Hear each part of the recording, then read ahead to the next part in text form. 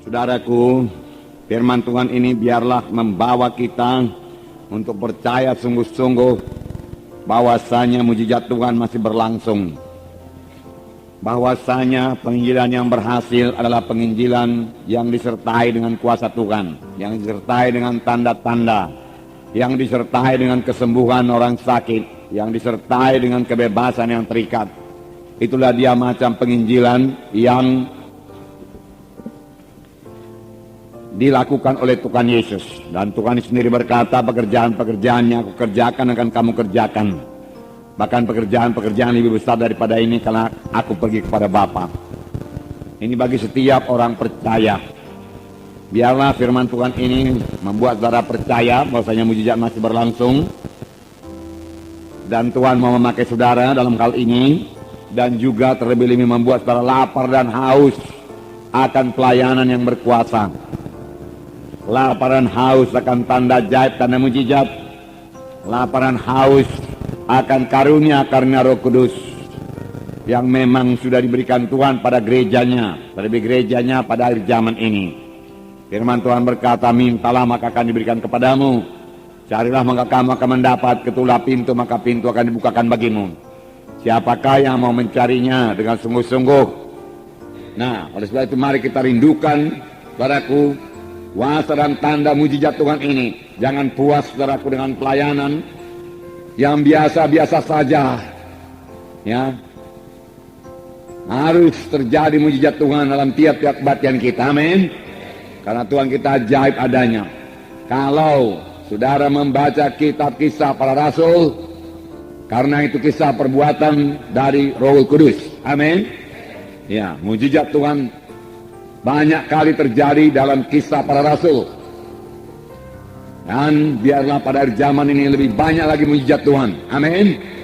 Kita akan membaca kisah Rasul pasal 8 ayat 1 sampai 13. Haleluya. Jadi Simon yang tukang sihir ini juga takjub melihat tanda-tanda dan mujizat-mujizat besar. Tanda-tanda yang besar, mujizat-mujizat yang besar terjadi. Jadi banyak tanda, banyak mujizat. Amin. Banyak penyataan-penyataan Roh Kudus harus terjadi dalam pelayanan kita. Pelayanan Filipus ini juga dikatakan mereka mendengarkan firman Tuhan. Tetapi mereka bukan hanya sekedar mendengar saja, mereka juga melihat tanda-tanda yang diadakannya.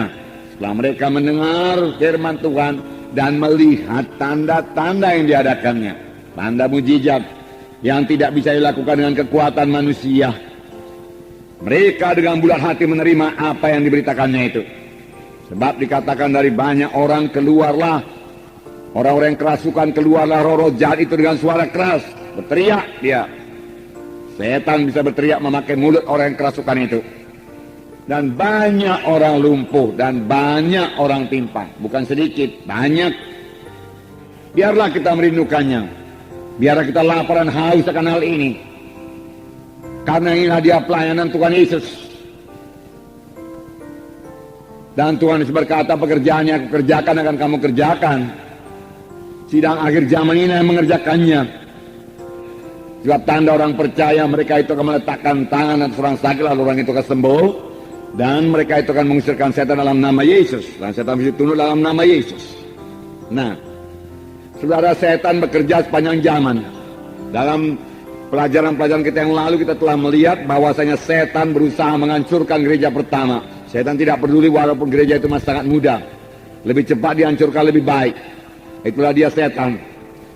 Ya, pada waktu terjadi mujizat Tuhan, orang lumpuh disembuhkan, saudaraku. Kemudian mereka mengancam rasul-rasul dan berkata kepada Petrus dan Yohanes, jangan lagi mengajar dalam nama Yesus. Kami tangkap engkau. Kami punya kuasa menangkap engkau. Kalau engkau mengajar lagi dalam nama Yesus, diancam. Tetapi ancaman ini bukannya menakutkan rasul-rasul, tetapi bahwa mereka berdoa dengan sungguh-sungguh dan berserah hati berdoa, sehingga saudaraku, gereja pertama bertumbuh dengan cepat dan kuasa dan mujizat Tuhan bertambah-tambah lagi dinyatakan. Amin, saudara. Firman Tuhan mengatakan demikian. Bertambah-tambah lagi dinyatakan.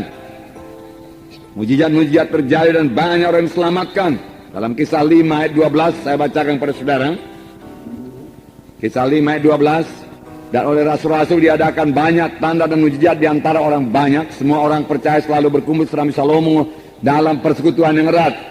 Jadi bukan berpihak-pihak mereka, dalam persekutuan yang erat. Amin. Nah, milikilah persekutuan yang erat satu sama lain. Persekutuan yang erat.